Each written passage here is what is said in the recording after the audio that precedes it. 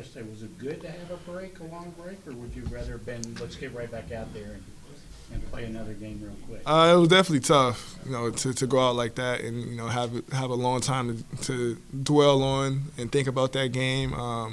But I think the main thing for us is just to use it as motivation, use it as a tool to get better, something that we can look back at and hopefully as the season goes on we can look back and see how much better we've gotten from that point. A couple weeks ago, Coach Pope mentioned something that Coach Brooks does with you guys, kind of like a body language video type thing, where after games he'll show you guys, just the way you guys are acting on the court in huddles, things like that. I was just curious, could you expand on that a little bit and just kind of describe what that process is like and how maybe as a player that benefits you going forward? Yeah, Coach AB, he calls it Code Gold, and he shows a bunch of clips of us, picking up each other, high-fiving after every free throws. I forgot what he calls it, but like when somebody's like flexing, he shows all that at the bench, and the more we do that, just shows how together we are, and it just brings energy for us throughout the game. So it's really important that we're able to see that and try to continue that throughout the year. Is that the first time that any one of your college coaches has kind of done like a body language, autopsy? Coach Pope called yeah, pretty much. I mean, I've seen a video of like bad body language, but I've never seen just like everybody. In that positive light. I guess it kind of just makes you want to be on the video the next time, they show it in film. So. Yes, is that kind of just like the motivation from the whole purpose of it is just to try and encourage those positive habits, even, younger guys, older guys, everyone on the team? Yeah, definitely. And I feel like our younger guys have been the best at it, especially like seeing them on the bench. Every play, they're up, clapping, just showing emotion for us, and they bring us a lot of energy.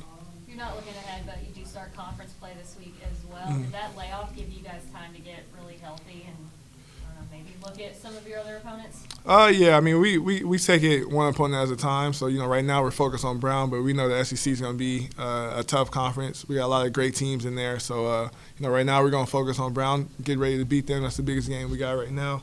And after that, we'll focus on, winning the conference.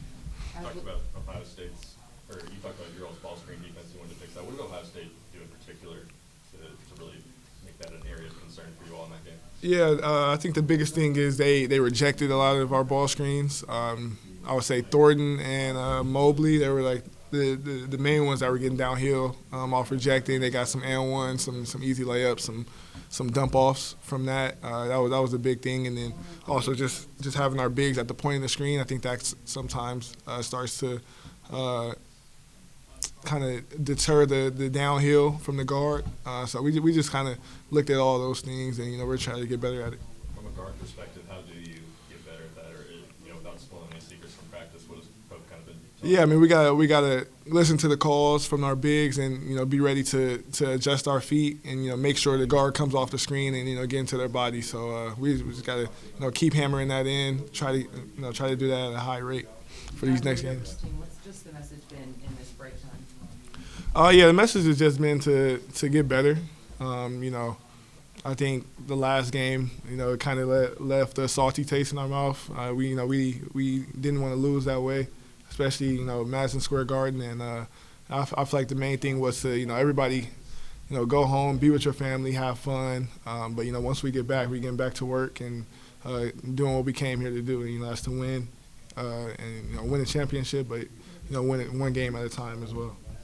Coach said on his radio show that he wants to see Andrew Carr take more threes. Is that something you guys have seen in practice and stepping out? Yeah, I mean, he did hit a couple today, so he hit a couple threes today. So we definitely want Andrew to keep shooting. He's a great shooter. I think that's just going to open up a lot more for our team and himself. Thank you. You're welcome. Just kind of disconnect for a minute, spend time with family, do Christmas stuff, to then kind of regroup once you get back to Lexington? Yeah, I think it was really good, like you said, just to get away for just a little bit, get a mental break, hang around with your family. I think we get so locked into just hoops, we forget that there's life to also be lived. So I know Jay Hart talks about all the time, but basketball definitely doesn't define us, and so just getting to spend time with our family was really good, and I'm grateful for it. Any New Year's resolutions on or off the court? Oof. I told Lamont I think yesterday or 2 days ago that I want to try and cook like once a week. So, I mean, we'll see. I cooked something yesterday, but I know it's not New Year's, so starting early. Still counts. Yeah. What brought that on? I don't know. I just want to be better at cooking. That's it. Looking at Brown, what have you seen from them on film? Because they did give Kansas a tough time, especially in the first half of that game. They're, a great defensive team, block a lot of shots, and then they have a really good player. I'm not really sure what his name is, number 10, but I know he averages like 20. So it's going to be a good challenge for us, especially after the Ohio State game with their good guards and just trying to run them off the line. Yeah. You feel like there's extra motivation going into tomorrow after the Ohio State game? I guess, yeah. I think we come with the same mindset every single game, but, that last loss definitely left a bad taste in our mouth, so just trying to come back and be better.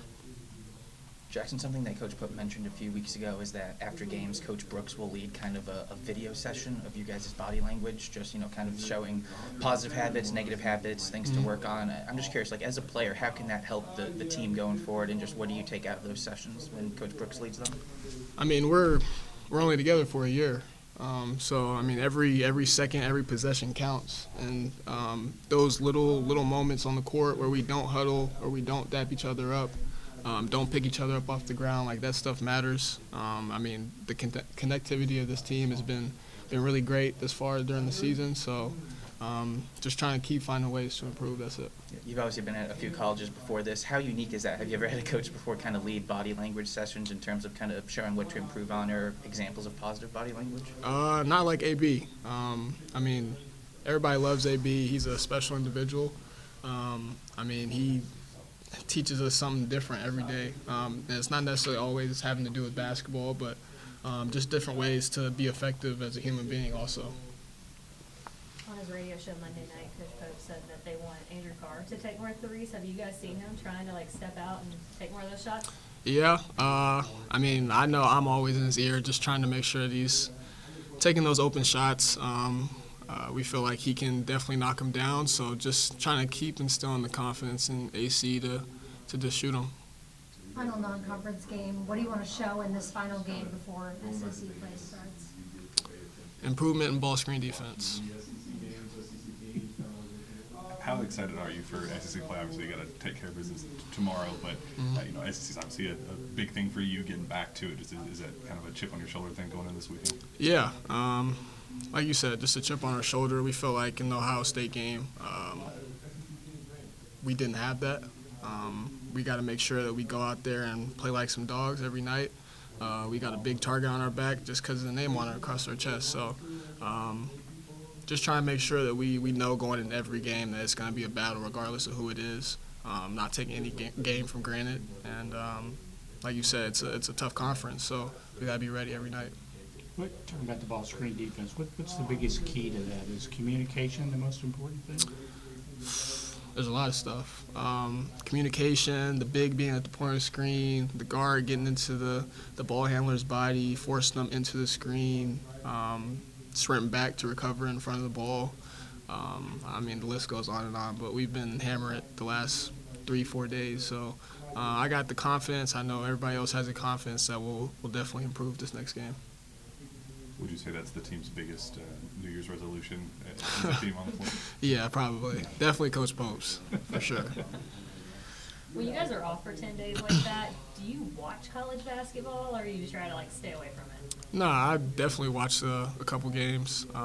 Me personally, I love college basketball. I don't think there's anything like it. The atmosphere, just the competitiveness is something that you definitely don't see all the time. I love it. Did you see any SEC games? It is a gauntlet this year. Yeah, like you said, it's a gauntlet. It's a good league, tough teams, but I got the confidence in my squad to go out there and compete.